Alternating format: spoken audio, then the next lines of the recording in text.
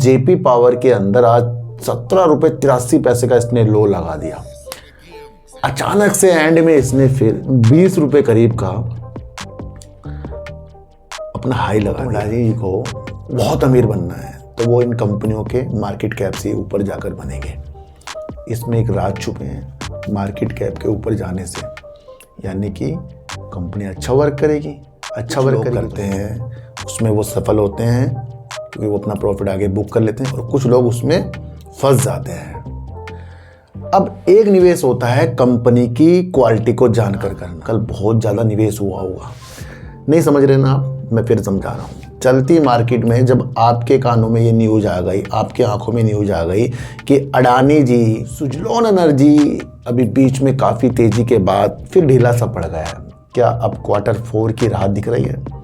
क्या एक दो नई अपडेट आए, वो चीज़ों को समझ लेंगे।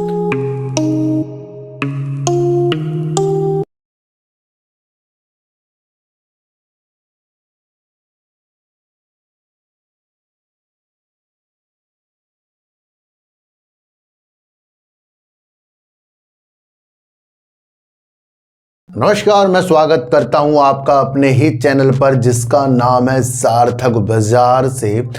आज हम बात करेंगे वेदांता का डीमर्जर तो हो गया है, वेदांता लिस्ट है, वेदांता के अंदर अगर अब देखा जाए ना, न्यूज़ निकल कर आ रही है। वैसे ये न्यूज़ पहले आई थी, एक बार ये निकल कर आई थी जहां पर यह बताया गया था कि वेदांता के पास काफ़ी ज़्यादा कर्जा है, ऋण है, और उसका भार जो है, जो डीमर्जर कंपनियाँ होंगी वो भी उठा सकती है। तो ये एक हाईलाइट आपके सामने फिर से होता जा रहा है जब वो कंपनी अभी लिस्ट नहीं हुई है। तो ये एक विषय है जिसे आपको जानना है कि जो लिस्ट कंपनियां होंगी वो कितना भार, यानी कितना ऋण उनको भी तो देना पड़ेगा ना, वो उठाएंगी। और वेदांता जब डीमर्जर की स्थितियों के साथ आया वो अपने टॉप पर था, ये मैं आपको पहले भी बता कर चला हूँ। तो हमारा सबसे बड़ा उद्देश्य है चीज़ों को समझना, बैठना नहीं, समझना है। दूसरी बात करेंगे जेफरीज को, अडानी ग्रुप के अंदर 3 जो उसके पसंदीदा स्टॉक हैं, अडानी पावर, अडानी पोर्ट और अडानी इंटरप्राइजेस, उनके उसने लक्ष्य मूल्य बढ़ा दिए हैं। किस कारण से बढ़ा दिए हैं वो चीज़ों को समझेंगे। थोड़ा सा और बताऊं कि अगर अडानी को, गौतम अडानी जी को बहुत अमीर बनना है तो वो इन कंपनियों के मार्केट कैप से ऊपर जाकर बनेंगे।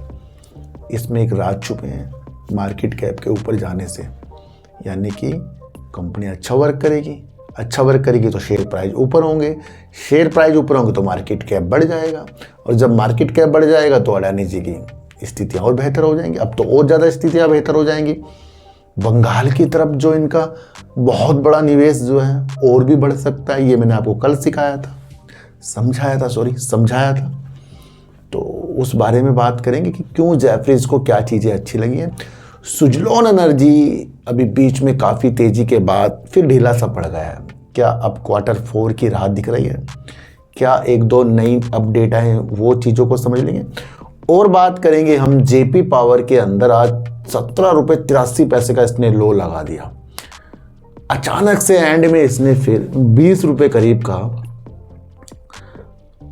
अपना हाई लगा दिया आज, यानी कि 1 रुपये से ज़्यादा के आज गिरावट जो है जेपी पावर ने आपको दिखाई। वो तब जब जेपी एसोसिएट के लिए रास्ते साफ अडानी ग्रुप के हो गए हैं। और इसका Q4 कैसा है उस स्थितियों को आज हम समझकर चलेंगे। देखो, सबसे पहले इनकी बात करने से पहले आपको एक चीज़ समझा दूँ। 2 तरीके के निवेश होते हैं। एक होता है न्यूज बेस्ड निवेश, जो कुछ लोग करते हैं, उसमें वो सफल होते हैं क्योंकि वो अपना प्रॉफिट आगे बुक कर लेते हैं, और कुछ लोग उसमें फंस जाते हैं। अब एक निवेश होता है कंपनी की क्वालिटी को जानकर करना, कंपनी क्या कर रही है उसको जानना। फिर आप जब ये चीज़ जान लेते हैं तो आपको नहीं उसकी परवाह कि मैंने अगर एक अच्छी कंपनी को सिलेक्ट करा तो यार मेरे खरीदते नीचे चलेगी, मेरे खरीदते ऊपर, ये करना ही नहीं है आपको। क्यों? क्योंकि आपने एक वैल्यूएबल कंपनी को जाना है। तो 2 कैटेगरी के हिसाब से यह निवेश हो रहा है, एक न्यूज बेस और एक चीज़ों को समझकर। हमेशा ये ध्यान रखना, जो चीज़ों को समझकर निवेश करेगा वो हमेशा पास होगा, और जो न्यूज बेस्ड चीज़ों को करेगा उसमें से वो 50-50 चांस है उसके। ये आज मैं आपको बड़ा गहरा समझा रहा हूँ, इसको आप समझें। अब मैं कह रहा हूँ इतना आसान नहीं है बाजार के अंदर निवेश करना, जैसे लोगों को लगता है। लोग दिखाते हैं कि इतना प्रॉफिट, ये वो इतना आसान है। तो फिर लोग फंसते क्यों हैं? लोग डीलिस्ट होने के बाद फिर पब्लिक क्यों फंसती है? अगर इतना आसान है तो फिर वो क्यों नहीं निकल पाती? तो वो नहीं है जो लोग दिखाते हैं, वो है जो वैल्यू को आपको जानना है।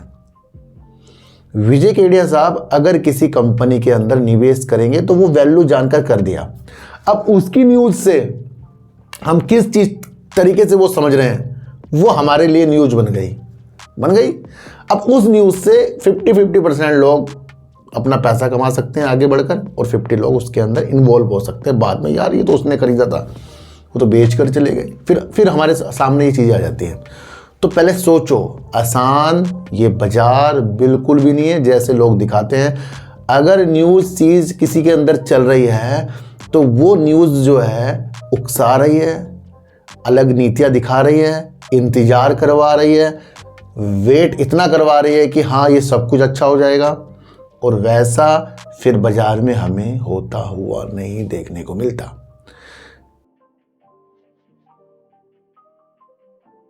कल अडानी इंटरप्राइजेस के हक में NCLAT ने पक्ष दे दिया कि कोई भी वैल्यू वेदांता की जो 2 याचिका उसने लगाई थी उसकी कोई है ही नहीं, तो कोई भी हमें खारिज करने का मकसद मिला नहीं। तो एक रास्ता साफ हो गया, जहां वेदांता की हार और अडानी जी की जीत हो गई। इतनी बढ़िया न्यूज़ वो भी चलते बाजार में आई। धीरे धीरे आपको ये देखने को मिला कल बहुत ज़्यादा निवेश हुआ होगा। नहीं समझ रहे ना आप? मैं फिर समझा रहा हूँ। चलती मार्केट में जब आपके कानों में ये न्यूज़ आ गई, आपके आंखों में न्यूज़ आ गई कि अडानी जी को NCLT ने पक्ष में चीज़ें कर दी, तो इससे होगा क्या? इससे भोले भाले निवेशक क्या करेंगे, और जिनके पास होगा वो क्या करेंगे? वो और लेंगे। क्यों? क्योंकि इसी का तो इंतजार कर रहे थे ना हम सब कि अडानी के पक्ष में हो जाए, और वो कल आपके सामने होते हुआ दिख गया। तो क्या हुआ होगा? वो धीरे धीरे करके बहुत निवेश गया होगा। आज क्या हुआ होगा? आज उसे ऑपरेटर ने खींच लिया होगा। वो तब हुआ है जब आज के, यानी कि वो तब हुआ था जब कल के ही दिन रिजल्ट भी आने वाला था। और रिजल्ट कब आया? देर रात तक रिजल्ट आया। और बीच मार्केट में जब वो न्यूज़ आ गई कि अडानी के पक्ष में हो गया, मैं आपको फिर बता रहा हूँ, वहाँ पर ऑपरेटर जागे थे, और वो ऑपरेटर थे जिन्होंने इसके अंदर 14 से नीचे की हिस्सेदारी ले रखी होगी। उन्होंने आज बहुत बड़ा प्रॉफिट कमाया होगा। वो आप और मैं नहीं हो सकते कभी भी, वो बहुत छुपे हुए होते हैं, वो बहुत बड़े लोग होते हैं। क्योंकि अगर अडानी के पक्ष में चीज़ें हैं तो फिर वो भागा क्यों नहीं है? वो आज ही अपर सर्किट क्यों नहीं लगे हैं? कल ही क्यों नहीं लगे हैं? है ना? तो बहुत सारे मसले होते हैं, इसको समझो। तो क्या होता है यार, रणनीति चल रही है ऑपरेटर की। हम तो वेट कर रहे हैं, वो हो गया, पर वैसा हुआ नहीं बाजार के अंदर। आज 1-1.5 रुपये से नीचे तो काफ़ी लोगों ने लॉस बुक कर लिया होगा, जिन्होंने कल की स्थिति के साथ देखा होगा। काफ़ी लोग रुकेंगे। फिर एक बार मैं आपको समझा दूं, जेपी पावर अपने काम की वजह से चल सकता है। जेपी एसोसिएट का अधिग्रहण अगर अडानी ग्रुप ने कर लिया, कल भी बताया था, तो वो जेपी पावर का क्या करेंगे इसके बारे में भी वो बताएंगे। समझ रहे? ऐसा तो नहीं जेपी एसोसिएट का अधिग्रहण करते ही जेपी पावर इनके हाथों में आ जाएगी, तो फिर पब्लिक कहाँ जाएंगी? DIs कहाँ जाएंगे? ये कहाँ जाएंगे फिर? 24% की हिस्सेदारी से क्या पूरी कंपनी? उसके अंदर वो बताएगा कि क्या वो अडानी पावर में मिला है, क्या वो इस कंपनी के साथ आगे कर सकता है, क्या वो आगे की रणनीतियाँ हैं। तो वो कहानी आपकी फिर चलेगी। वो क्या होगा? वो न्यूज बेस चल जाएगी आगे की तरफ। ये क्लियर करो पहले, सबसे पहले जेपी सेट के अधिग्रहण से ये अधिग्रहण नहीं हो रहा है, उसकी कुछ हिस्सेदारी होंगी, और उसके बाद वो आगे उसको बढ़ाएगा, घटाएगा, क्या करेगा, ये आगे के मसले चलेंगे। इससे पहले आप वाकिफ हो जाओ। इससे वाकिफ नहीं होगे तो फिर वो टेंशन आपके हो जाएगी। क्या हुआ कल जब ये सारी चीज़ें हो गई, आज इतना ज़्यादा क्यों गिर गया? आज इसके रिजल्ट ने इसको गिर दिया। अब रिजल्ट को भी अगर आप भापें तो ये एक अच्छा खासा रिजल्ट है। भले ही कंपनी ने पहले 4 करोड़ का प्रॉफिट किया था, और मैंने आपको बताया था कि इसका जो रिजल्ट है इसके आगे की चीज़ बताएगा, क्योंकि प्रॉफिट धीरे धीरे कम हो रहा था, सेल धीरे धीरे कम हो रही थी।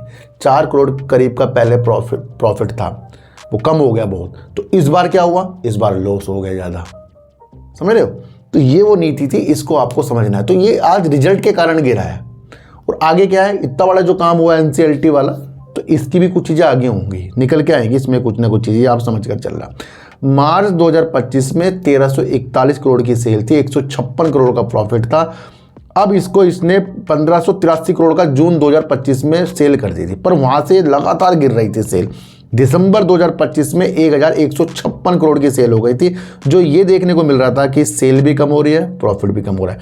4 करोड़ घटकर प्रॉफिट रह गया था। इस बार उम्मीद लॉस की थी, मैंने आपको पहले ही बता दिया था ये। पर चीज़ों को समझो, जहां हमें देखने को मिल रहा है मार्च 2026 में 1386 करोड़, यानी कि साल दर साल और पिछले क्वार्टर से इसने सेल ज़्यादा कर दी। और हमारे लिए क्या वैल्यूबल होती है, सेल, तो यहाँ इसने सेल करके दिखा दी है। दूसरा छुपा हुआ क्या चीज़ है, अगर आप मार्च 2025, जून 2025 और सितंबर 2025, दिसंबर 2025 देखेंगे, तो वहाँ उनका एक हिसाब किताब का चल रहा है, क्या, एक्सपेंस 982 करोड़, 982 करोड़, 968 करोड़, मतलब 900 करोड़ के रेंज में एक इनका एक्सपेंस घूम रहा है।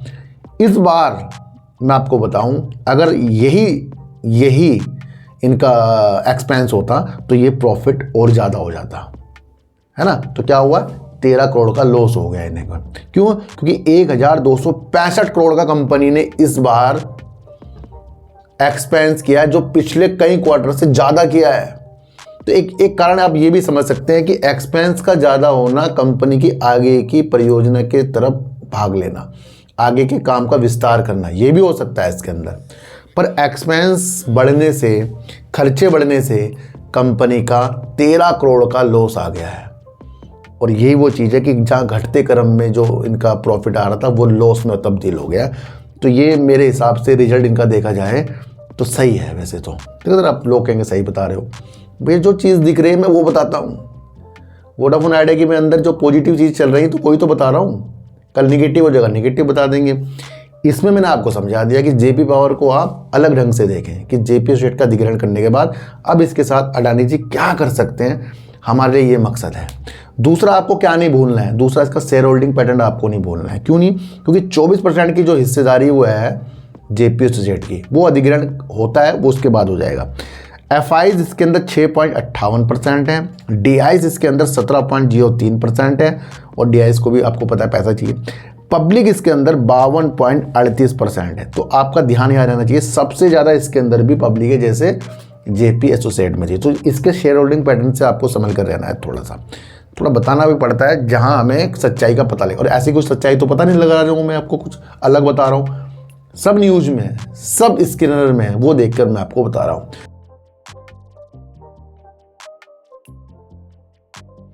अडानी पावर, अडानी पोर्ट और अडानी इंटरप्राइजेस के ऊपर जेफरीज ने अडानी ग्रुप के 3 शेयरों के लक्ष्य मूल्य को क्यों बढ़ाया, समझो। जेफरीज ने Adani power, Adani port, Adani enterprise के लक्ष्य मूल्य बढ़ा दिए हैं, जिसका कारण मजबूत परिचालन प्रदर्शन, क्षमता विस्तार। कितनी बड़ी बात बताई है। यही बात हम बहुत पहले से कर रहे हैं कि अडानी ग्रुप अपनी क्षमता को बढ़ा रहा है। एक भी कंपनी अडानी ग्रुप की ऐसी नहीं है जो परियोजना ने पकड़ रही हो और जो काम को बढ़ा नहीं रही हो। तो ये मैंने कहा ना कि 2 व्यक्ति होते हैं, एक तो न्यूज बेस्ड काम कर रहा है और एक वैल्यू को देख के कर रहा है। तो जेफरीज ने वैल्यू देख लिया, मजबूत परिचालन यानी कि काम ज्यादा हो रहा है, उसका प्रदर्शन ज्यादा हो रहा है, क्षमता यानी कि विस्तार करी जा रही है, और सभी व्यवसायों में बेहतर लाभ है, सभी व्यवसायों में। ये जेफरीज ने आज आपको बताया। पिछले 2-3 साल से आपको मैं यही समझा रहा हूं। उसके अंदर कुछ चीज जब खराब होती है किसी कारण से, तो उसका अगर काम खराब हो गया तो यानी कि वो कंपनी खराब। कुछ कारणों से अगर कुछ चीजें गिर रही है और कंपनी बिल्कुल सही चल रही है तो फिर कंपनी अच्छी है। तो वही आपको देखना है, बंदरगाह, बिजली और ये इस तरीके की चीज़ें उसने बता दी है। अडानी पोर्ट्स जो है 1825 रुपये का इसका पहले का इसने लक्ष्य दिया था, और अब 1980 रुपये करीब का कर दिया। ये आप पढ़ लेना क्या क्या करा। अडानी पावर का बताएं तो 185 रुपये का लक्ष्य था जो पूरा हो चुका है, अब बढ़ाकर इसे 255 रुपये करीब का कर दिया। तो यहाँ भी इसने क्या कहा है कि 2030 तक के इसकी क्षमता जो है 30.7 गीगावाट होने से प्रेरित है, जो उसने चीज़ें बताई हैं। तो ये तो मैं आपको रोज़ बताता हूँ कि अडानी पावर की क्षमता इस वक्त 18 गीगावाट के करीब है, 2031-32 में 30 कर देगा, फिर उसके बाद 2000 आगे की तरफ इसे कितना कर देगा, ये 41 गीगावाट कर देगा, ये हर वीडियो में मैंने आपको बताया। तो क्षमता का विस्तार हमें करने के लिए आना चाहिए। और जेफरीज ने अदानी इंटरप्राइजेस के जो पहले लक्ष्य 2600 करीब के दिए थे, उसे बढ़ाकर उन्होंने 2800 दिए हैं। देखो सर, कोई भी लक्ष्य जेफरीज ने घुमा घुमा कर नहीं दे दिए, उसने क्षमता का प्रदर्शन जो अच्छा हो रहा है, उत्पादन अच्छा हो रहा है, परिचालन अच्छा हो रहा है, उसके ऊपर चीज़ें उसने बताई हैं। इसलिए कह रहा हूँ क्वालिटी वाली वीडियो का भी सिलेक्शन आपको करना पड़ेगा, तब जाकर हम बहुत बेहतर हो सकते हैं। देखो सर, साइड में आप ये देखें तो एक ज्वाइन बटन है। काफ़ी लोग ज्वाइन कर चुके हैं और काफ़ी लोग करने की सोच रहे हैं।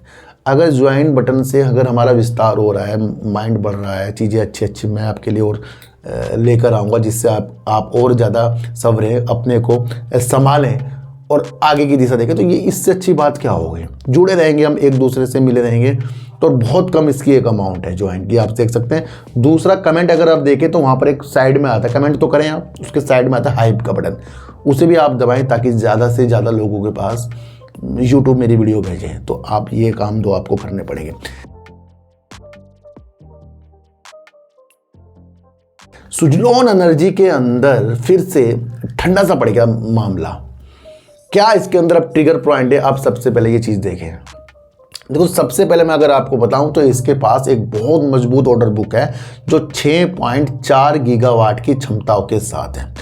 दूसरी बात अगर आप समझे तो सुजलोन एनर्जी का भी लक्ष्य 2030 का है, जहां वो अपनी क्षमता में बहुत ज़्यादा विस्तार करेगा। एक तो ऑर्डर बुक जब इसके पास ज़्यादा होगी तो यानी कि काम करने की क्षमता इसके पास बढ़ानी पड़ेगी, और उस काम से जब ये पूरा करेगा तो क्या होगा, पैसा ज़्यादा आएगा। तो ये भी आपको समझकर चलना पड़ेगा। दूसरा अगर मैं आपको बताऊं तो एक ट्रिगर पॉइंट इसके अंदर आया था, जो मार्च 2026 की जो शेयर होल्डिंग पैटर्न आया था, तो वहाँ पर एफआईज ने अपनी होल्डिंग को बढ़ाया जो 23.9%, और कुछ म्यूचुअल फंड ने भी अपनी होल्डिंग को बढ़ाया था। तो दूसरा ट्रिगर पॉइंट ये था। अभी एक मैनेजमेंट में एक अदला बदली हुई है, उसको भी आप समझें। तो ये लोग इसे बता रहे हैं निगेटिव, पर आप समझो कि अगर किसी कंपनी के अंदर कोई बड़ा व्यक्ति वर्क कर रहा है, उसका कार्यकाल पूरा हो रहा है, रिटायर हो रहा है, तो इसलिए छोड़ रहा है भैया। बीच में किसी और कारण से छोड़े तो वो तो निगेटिव है। कंपनी के स्वतंत्र निदेशक गौतम दोषी का कार्यकाल 4 मई 2026 को समाप्त हो गया है, जिसके बाद उन्होंने बोर्ड के साथ साथ ऑडिट और रिस्क मैनेजमेंट कंपनी से भी इस्तीफा दे दिया है। तो उनका कार्यकाल पूरा हुआ है, तो ये कोई टेंशन वाली चीज़ें हमारे सामने नहीं है। दूसरा क्या फोकस में रहने वाला है, इसका Q4 और 21 मई तक के इसका रिजल्ट आने की संभावना है। अभी डेट नहीं है, पर रिजल्ट आने की संभावना इसी मई में है। तो ये चीज़ है। कुछ लोग कह रहे हैं सब सुजलोन में क्या होगा, भैया तेजी आ रही है तो आपको लग रहा है बहुत अच्छा हो रहा है, और जब वो रुक जाता है फिर कोई पूछते है क्या हुआ। आप लक्ष्य पे ध्यान दो सर, काम तो सबके सब नीतियों के साथ बेहतर ही हो रहा है, ये आप समझ कर चल सकते हैं। तो डीमर्जर हुआ वेदांता का और वो लिस्ट हो गई, 300 के पार भी शेयर चला गया। पर एक समस्या इसके अंदर आप समझें तो वो है इसका ऋण, और वेदांता के पास और इसकी दूसरी कंपनी में काफ़ी कर्जा है। अब डीमर्जर के साथ साथ ये भी होगा कि जब ये अलग अलग कंपनियों में लिस्ट हो जाएंगी, वेदांता तो है, और भी कंपनियां होंगी 4 कंपनियां, तो वो जो ऋण है, जो कर्जा देना है बैंकों का, तो वो उन कंपनियों को भी उठाना पड़ेगा। तो अपने माइंड में सोच कर चलें, वेदांता की कंपनियां तो लिस्ट हैं, पर उसके साथ साथ एक कर्जा भी साथ लेकर आपको सोच कर चलना पड़ेगा। और ये ऐसी न्यूज़ नहीं आती, इसको आपको समझना पड़ता है न्यूज़ को क्यों आ रही है उस डीमर्जर के बाद। उससे पहले भी एक बार आई पर फोकस नहीं करा, पर मैंने फोकस कराया था। वो इसलिए आती है कि आपके दिमाग में आ जाए कि इसके ऊपर ये प्रॉब्लम है, अगर कल को गिरता भी है तो आपको पता लग जाएगा भाई इसके पास ना ये कर्जा हो रहा था, इसके पास ये हो रहा था, इसके पास वो हो रहा था। तो इसलिए न्यूज़ आती है ना। तो काम के तरीके समझे। वेदांता का डीमर्जर 5 भागों में विभाजन से ऋण संबंधित चिंताओं का समाधान कैसे हो सकता है। अब ये चिंता है इसकी ऋण, और न्यूज में भी है, इसका समाधान भी होना है। तो क्या है, ये जो 21 लाख इसके शेयरधारक हैं उनके प्रति एक सोचने का विषय बन रहा है कि वेदांता अब टॉप पर तो लिस्ट हुआ है, टॉप पर था जब भी, तो अलग अलग करके चीज़ें हुई हैं। अब अलग अलग कंपनियां किस किस तरीके से आगे आएंगी, तो ये भी आपके लिए एक चुनौती बन जाता है। वेदांता की ऋण संबंधित परेशानियां, ये विलय यानी कि डीमर्जर वेदांता की जटिल कॉर्पोरेट संरचना और उच्च ऋण स्तरों, विशेष रूप से प्रमोटर स्तर पर को लेकर निवेशकों की लगातार चिंताओं की पृष्ठभूमि में हुआ है। कि जो डीमर्जर हुआ है तो ये चिंताओं के विषयों के साथ जो इनकी ऋण की संबंधित चीज़ उसके हिसाब से हुआ है जो ये निवेशक सोच रहे हैं। ICICI सिक्योरिटीज ने बताया कि जहां VRL जो बाहर की कंपनी है इनकी भारी ऋण वित्त वर्ष 2022 में $9 बिलियन से घटकर वित्त वर्ष 2026 की तीसरी तिमाही तक $4.8 बिलियन हो गया, यानी कि उसने कम किया जो बाहर की इनकी कंपनी है। वहीं वेदांता लिमिटेड का जो ऋण था इसी अवधि में 20,600 करोड़ रुपए से बढ़कर 60,600 करोड़ रुपए हो गया है। तो यहाँ बताया गया है कि जिस तरीके से इनकी एक बाहर की कंपनी का तो ऋण कम हुआ है, पर वेदांता के उसी चीज़ के अंदर 20,600 करोड़ से बढ़कर 60,600 करोड़ रुपए हो गया है, क्योंकि इसने पूंजीगत व्यय अपस्ट्रीम दायित्व को दोनों को वित्त पोषित किया है। तो ये आप समझकर चल सकते हैं। इससे निवेशकों में चिंता पैदा हो गई है। लिस्ट न्यू है, चिंता वाली न्यूज़ पहले आ गई आपके सामने, क्योंकि उनका मानना था कि मुख्य व्यवसाय से प्राप्त नकदी प्रवाह को ग्रुप स्तरीय देनदारियों को चुकाने में लगाया जा रहा है। निवेशक कह रहे हैं कि जो जो चीज़ें हो रही हैं वो चुका रहे हैं, आगे नहीं बढ़ रहे हैं। विश्लेषकों का मानना है कि विलय से इस समस्या का समाधान हो जाएगा, पर विश्लेषक ये भी सोच रहे हैं, बड़े बड़े एनालाइज करने वाले, कि जैसे डीमर्जर होगा तो भैया ऋण बढ़ जाएगा, तो इसलिए ये चीज़ें सोच रहे हैं। वेदांता का डीमर्जर इससे ऋण समस्या का समाधान कैसे हो सकता है, ये मैंने अभी आपको बता दिया। वेदांता लिमिटेड के अनुसार डीमर्जर के बाद कुल ऋण को अलग अलग, ये समझो, कुल ऋण को जो भी ऋण है अलग अलग व्यवसाय में वितरित किया जाएगा, जिससे बेहतर जोखिम मूल्यांकन और पूंजी आवंटन संभव हो सके। तो मैटर आपके सामने ही आ गया। अच्छा, नुमामा इंस्टीट्यूशनल इक्विटीज के अनुमानों के अनुसार वित्त वर्ष 2026 के अंत में वेदांता लिमिटेड का जो शुद्ध ऋण था कितना था, 53,400 करोड़ रुपए था। इसमें से वेदांता एल्युमिनियम पर संबंधित सबसे अधिक ऋण भार 32,700 करोड़ रुपए है। वेदांता एल्युमिनियम पे सबसे ज़्यादा होगा, 32,700 करोड़ रुपए होगा। वेदांता पावर में 7,500 करोड़ रुपए का ऋण देना होगा। वेदांता आयरन एंड स्टील पर 3,900 करोड़ रुपए, शेष वेदांता इकाई पर 9,300 करोड़ रुपए का ऋण है जो लिस्ट होने वाली, जबकि ऑयल एंड गैस ऋण मुक्त रहेगी। तो ये बहुत बड़ी न्यूज़ है, जहाँ पर हमारे सामने मर्जर के बाद वो चीज़ आ रही है कि अब जो इसके पास इतना ऋण है, किस तरीके से वेदांता और उसकी सहायक कंपनियों के अंदर जब अलग अलग डिवाइड होगा तो वो किस तरह से इसको निपटाएगी। देखो सर, क्या होगा कि सब कंपनियां लिस्ट हुई हैं तो कुछ ना कुछ तो करेंगी। ये चीज़ें जो होती हैं ये टेम्परेरी होती हैं, इनसे कुछ चीज़ें तो घूम जाएगी, पर आपको अगर विश्वास है किसी ग्रुप पे तो आपको वो सोचना है। होगा क्या, हो सकता है कुछ डाउन डाउन होकर चीज़ें हुई, लेकिन अगर लिस्ट हुई है तो किसी मकसद के लिए लिस्ट हुई है। अलग अलग व्यवसाय हुआ तो उसको आगे बढ़ाने के लिए वेदांता पहले से काफ़ी वर्क कर रहा है। तो वेदांता के साथ साथ ये चीज़ें समझे, ये होल्ड की नीति दिखा रहा है लंबे समय के लिए, फ्यूचर दिखा रहा है। तो थोड़ा सा आपको ये चीज़ भी बताकर चलनी थी। आज की वीडियो आपको कैसे लगी एक और मुझे ज़रूर बताना। किसी को भी खरीदने बेचने की नीतियाँ मेरे चैनल पर बिल्कुल भी नहीं है। मेरा कोई टेलीग्राम कोई व्हाट्सएप ग्रुप नहीं है, ना ही आज तक मैंने बनाया। तो सर सच्ची वीडियो देखिए, अच्छी वीडियो देखिए, समझ कर देखिए। चींटी को आटा दीजिए, गाय को रोटी दीजिए और अपने बच्चों को ज़्यादा से ज़्यादा प्यार कीजिए, क्योंकि बच्चे ही आपकी मासूमियत से किस्मत पलटेंगे। तो फिर मिलेंगे आपसे नई वीडियो के साथ, जब तक के लिए नमस्कार।